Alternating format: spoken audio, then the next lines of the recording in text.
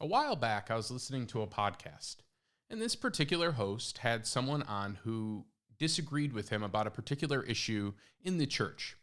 Now, their conversation about the issue was enlightening and interesting, but what really stood out to me was how the host at one point said, "Wow, I've never considered it that way.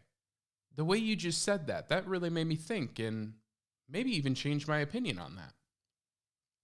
As the listener, I kind of just step back. It's like, wait a second, this guy came into a conversation with an open mind.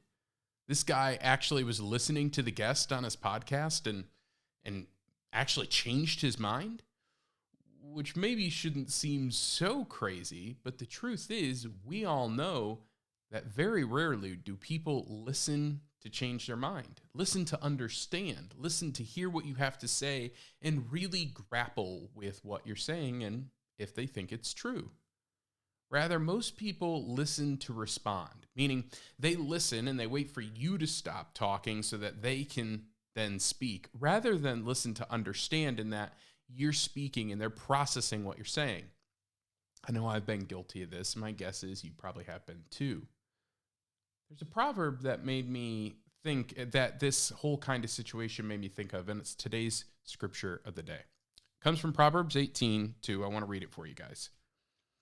It says, "The fool finds no pleasure in understanding, but delights in airing their own opinions."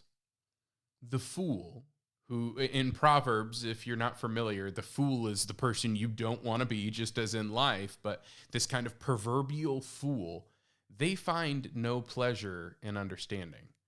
They don't get joy out of better understanding the situation, the context, someone they disagree with, a friend, a neighbor, just understanding more. Rather, they delight in airing their own opinions. Boy, doesn't that seem to be 2022 in a nutshell. A lot of people who have no interest understanding someone different from them and simply airing their own opinions. We just want to talk. We just want to run our mouth, so to speak. But as Christians, is that the way? I don't think so. I don't think the way of the fool is the way we should follow. So rather, this week, I want you to consider when you get into conversations, am I listening to respond or am I listening to understand? Am I being the fool who doesn't want to understand and rather just wants to share my own opinions? Or am I listening so I can understand where they're coming from and what they're sharing? How do you chase understanding?